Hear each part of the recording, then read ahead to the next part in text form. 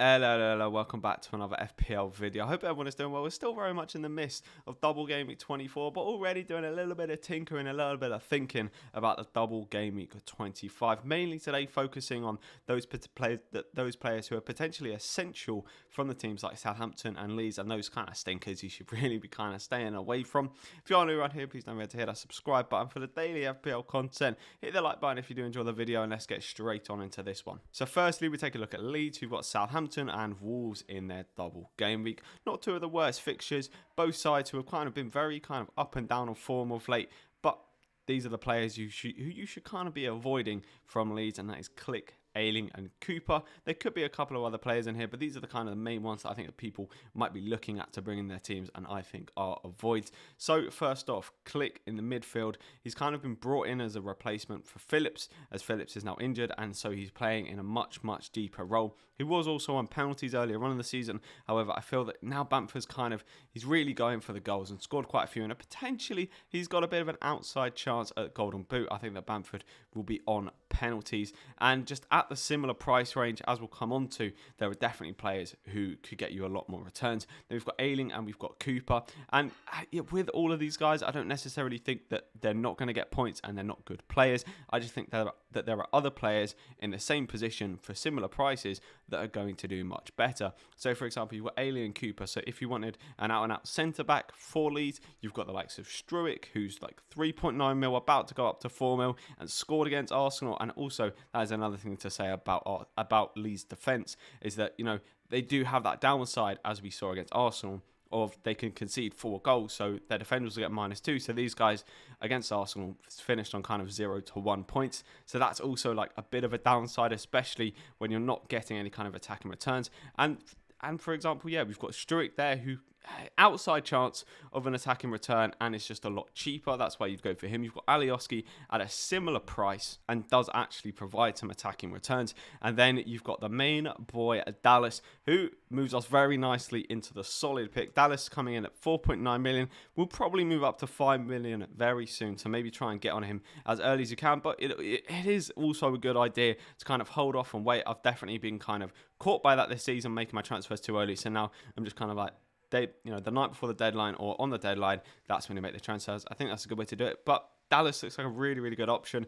You know, defensively, obviously Leeds aren't great, but the attacking returns that he provides have been pretty unreal so far this season. And that also means, you know, if they do keep a clean sheet, he has a very kind of high potential to haul, because if he gets an attacking return and a clean sheet, he's getting all 3 bonus points pretty much every single time, unless one of the attacking players whips out like a hat trick or a brace or something like that. So I think Dallas is a very good option. Then we've got Rafinha, and I think Rafinha can kind of also be considered as Harrison. I mean, that Harrison is kind of going a little bit under the radar for this week. As a differential, he provides basically the same attacking threat as Rafinha. Been picking up plenty of points so far this season. Almost has hit that 100 mark, but I think most people will be going with Rafinha just because of late he has looked very good. He picked up an assist against Arsenal and is actually starting to build up a nice little bit of consistency. So I think at 5.3 million, Rafinha is an unbelievable option. Then we've got Meslier in there as well. I was kind of humming and hawing about Meslier because he did just have a really poor performance against Arsenal. Quite a few blunders, let's be honest. But that being said, if they do keep a clean sheet, which they're probably more likely to do against the likes of Southampton and Wolves, then he's going to be getting the save points, and then he's most definitely going to be picking up the bonus points. So I don't necessarily think that, you know, Meslier is an awful option. And from like a defensive perspective, he's more likely to get points than the likes of, you know, Ayling or Cooper, because of the save points he gets, and therefore the bonus points he will get if they do get a clean sheet. Then we move on into the essentials tab, and we move on to Patrick Bamford, who I genuinely do feel is essential for this game. It's about 55% owned right now, about to go up to 6.9 million. That'll be a 1.4 million increase since his starting price at 5.5 million, which just kind of shows how well he has been playing. Potentially even a captaincy option for this game. I'm definitely considering myself. He's picked up a total of 12 goals and 5 assists, and I think he's actually got more assists in FPL because, you know, you get those kind of FPL assists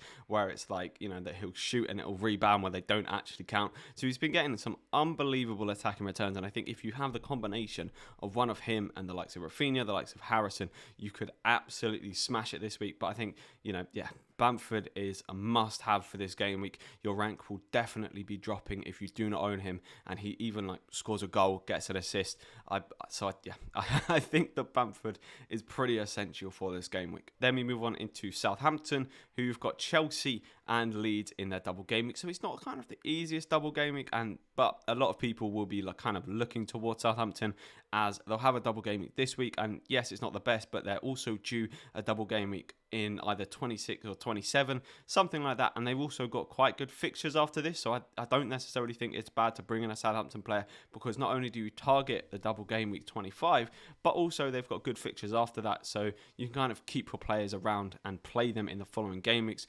rather than it just being kind of a one game week punt. So the players to avoid, we've got Che Adams, we've got Jack Stevens, and we've got Ryan Bertrand.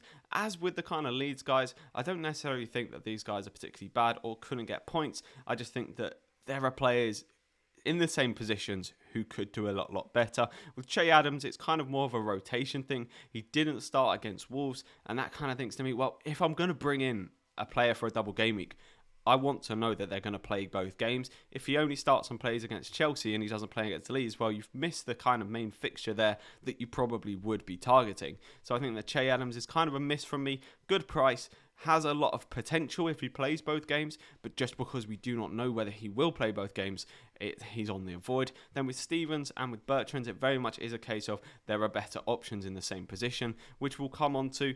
But yeah, Stevens doesn't really provide too much attacking threat. He's only going to really get the kind of defensive points. And with how Southampton have been defending of late, it doesn't look too great. And Bertrand, he's been kind of in and out of the side all season. Bit of an injury risk, and also hasn't really been providing too much attacking threat. But out of the kind of three is the one I would lean more towards going for, just because in the past we have seen him provide some attacking threat. Then we move on to the solid picks. Now Vestergaard is in there mainly because I've been looking at the stats, and I've been looking the start of the season until Vestergaard got his injury. He was absolutely smashing it. He was getting kind of 6 or 7 points every single game, whether they were keeping a clean sheet or not. I just think the attacking threat that Vestergaard provides is a lot higher than people think. On corners, he is so dangerous. So even if they concede in both of these games, I could genuinely see him picking up a goal, which would send you flying. James Ward-Prowse is kind of more of a 1 week pump for me. I think he's a very kind of holy player where he'll go blank, haul 15-pointer, blank. So, if you want a 1 week punt, Ward-Prowse could be the guy for you.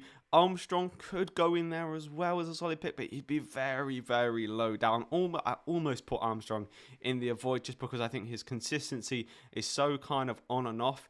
And especially, that's another thing to say with Ward-Prowse and Armstrong is that this year, the midfielder spots are so precious. I'd much rather be filling kind of a midfielder for Leeds than going for a midfielder like Ward-Prowse or Armstrong. But that being said, Ward-Prowse does have the potential to haul. So if you really feel, if you just got that gut feeling that he's going to go and bang in a free kick or grab an assist from a corner, then, go for it. Then we move on to the essential. And I don't necessarily think that Danny Ings is essential. I just think he's in the tier above kind of all of the rest of Southampton players, because just his potential is unbelievable over these 3 games. As I said, I don't think he is essential. I don't think he's kind of a must own for this week. It's more just I think he can do very well. In the Leeds game, he could, Leeds have been defensively poor. He could absolutely smash it. He got a 10-pointer against Chelsea earlier on in the season. Now, obviously, it's a very different Chelsea side that he will be coming up against. But if he can kind of keep his fitness and not get injured over the coming game weeks, which I think will be the main thing for Danny Ings not scoring goals. If you watch the Wolves games, you saw that goal. It was an absolutely superb strike from Danny Ings. I mean, the technique on that volley was, it was absolutely sublime. So I think Danny Ings definitely deserves to be on the kind of upper tier, and looking at his fixtures would definitely be one you would want to keep after Game Week 25 as well. I hope you have enjoyed this quick little look ahead to the double Game Week 25. There's a lot of planning, a lot of tinkering. I myself I'm debating whether to pop that wild card and bring a couple of players that I've mentioned into my team. But do let me know in the comments down below any thoughts you have for the coming game weeks, whether you think a particular player is essential for this game week. If you have liked this video, don't forget to hit that like button, hit the subscribe button for the daily FPL content, and I will catch you in the next one. See ya.